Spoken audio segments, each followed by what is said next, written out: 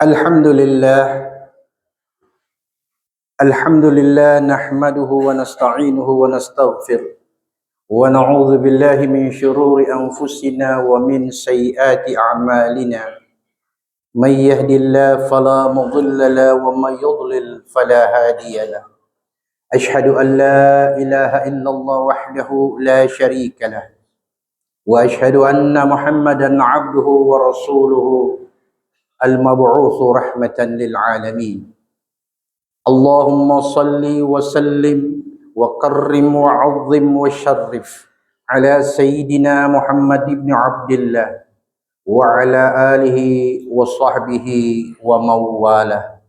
Amma ba'd, fa ya ibadallah, usikum wa nafsi bitaqwallah, faqad fazal muttaqun. Ma'asyiral muslimin wa zumratas salihin rahimakumullah. Puja dan syukur kehadirat Allah Subhanahu wa taala, limpahan rahmat dan kasih sayangnya, kita semua dapat berkumpul kembali guna menunaikan salat fardu Jum'ah berjamaah bagi setiap muslim laki-laki. Demikian pula salawat dan salam senantiasa kita haturkan dan persembahkan kehadiran junjungan kita Nabi yang mulia, Nabiullah Muhammad sallallahu alaihi wasallam, juga kepada keluarga dan para sahabat-sahabat beliau. Ma'asyiral muslimin, jamaah Jum'ah yang dimuliakan dan dirahmati Allah. Dalam kitab hadis Sahih Bukhari terdapat satu di antara sekian banyak hal-hal yang diberitakan oleh Nabi kita Muhammad sallallahu alaihi wasallam tentang kehidupan dan keadaan umat akhir zaman. Salah satu di antaranya sebuah hadis yang diriwayatkan oleh sahabat Nabi, yaitu Abu Hurairah. Imam Al-Bukhari mengatakan dalam kitab tersebut, An Abi Hurairah radhiyallahu anhu qala Rasulullah sallallahu alaihi wasallam, la taqumu as-sa'ah hatta yuqbada al-ilmu wa takthura az-zalazil wa yataqaraba az-zaman wa tadhhara al-fitan wa yakthura al-harj wa huwa al-qatlu wa yakthura fikumul mal fayafidahu. Rawahul Bukhari. Ma'asyiral Jum'ah yang dimuliakan, yang dirahmati Allah. Diceritakan dari Abu Hurairah radhiyallahu taala anhu, ia mengatakan Nabi kita Muhammad sallallahu alaihi wasallam bersabda, takkan pernah terjadi kiamat sebelum engkau dapati, kata Nabi, ilmu diangkat dari permukaan bumi ini, yaitu ilmu agama Allah. Gempah bersusulan tiada henti hingga datangnya yaumul qiyamah. Waktu semakin terasa sempit, fitnah menyebar di mana-mana, pembunuhan menjadi sesuatu yang biasa-biasa saja.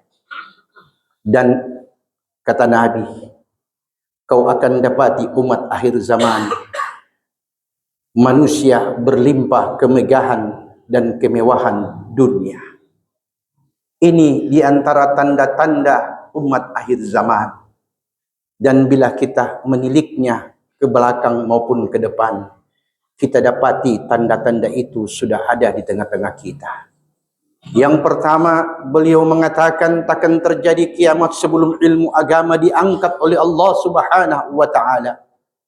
Fenomena akhir ini kita dapati, jangankan ilmu yang diangkat, ulama-ulama yang membawa firman-firman Allah dan hadis-hadis Rasul sebagai uswatun hasanah difitnah, dihujat, dicaci dan dimaki. Bahkan mereka pun dilecehkan di mana-mana, seakan-akan umat tidak butuh lagi agama Allah.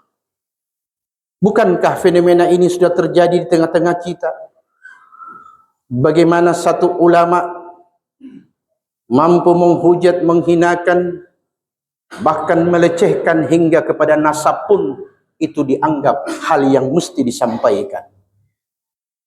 Tanda kedua, Nabi mengatakan, kau akan dapati waktu itu terasa begitu cepatnya berlalu. Dalam sebuah hadis riwayat Imam Ahmad, Nabi kita mengatakan, la taqumus sa'ah hatta yataqarabaz zaman fatakunu sanati kasyahr wa yakunu syahr kal jumu'ah wa takunul jumu'ah kal yawm. Kau akan dapati di akhir zaman, kata Nabi, setahun bagai sebulan, sebulan bagai seminggu, seminggu bagaikan sehari. Bukankah waktu berlalu begitu cepat? Umur tidak terasa telah bertambah, usia telah bertambah, tubuh makin berkurang, tanda-tanda fisik mulai berkurang.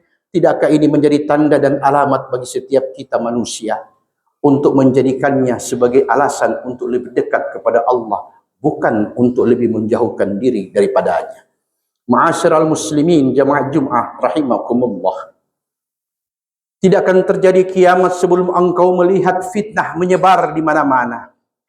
Tidakkah fitnah sudah menjadi sesuatu yang lumrah di media sosial?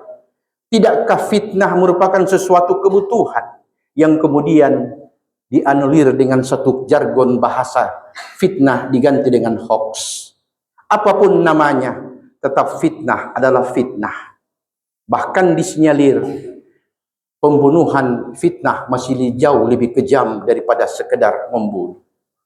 Suatu saat ada sebuah cerita riwayat mengatakan, seorang murid bertanya kepada sang guru, wahai guru, apa yang membuat fitnah lebih kejam daripada pembunuhan? Kata sang guru, pulanglah engkau ke rumahmu, ambillah sekantong bulu-bulu ayam dan bawa ke hadapanku. Ketika berada di hadapan guru, kata sang guru, pergilah engkau ke atas bukit, tunggu dan nantikan angin bertiup dari berbagai arah, engkau buka kantong yang berisi bulu-bulu tadi. Dari situ kemudian akan engkau dapati angin mulai menyebar dan membawa bulu-bulu itu ke berbagai arah penjuru mata angin. Selesai tak bersisa satu pun butir, selembar pun bulu tersisa di kantong. Kemudian dia datang menghadap sang guru dan berkata, guru, selesai perintah. Sekarang aku menunggu jawaban. Kata sang guru, wahai anakku, kembalilah ke tempat engkau menyebarkan bulu-bulu tadi. Kumpulkan kembali bulu-bulu yang telah berterbangan tadi, sebagaimana engkau menyebarkan dari awal. Kata sang murid, guru, hal ini tidak mungkin aku lakukan. Demikian kata sang guru, bila fitnah telah engkau sebarkan, maka tak mungkin kau akan kumpulkan kembali apa yang tersebar.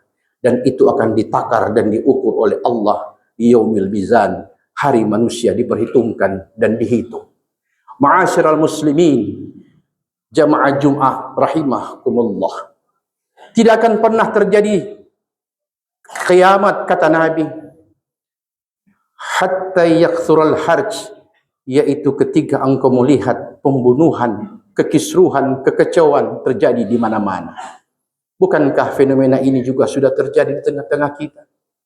Tarkam, tawuran antar kampung sudah menjadikan itu sebagai sebuah tradisi, bukan lagi sesuatu yang harus dihalangi dan dihilangkan.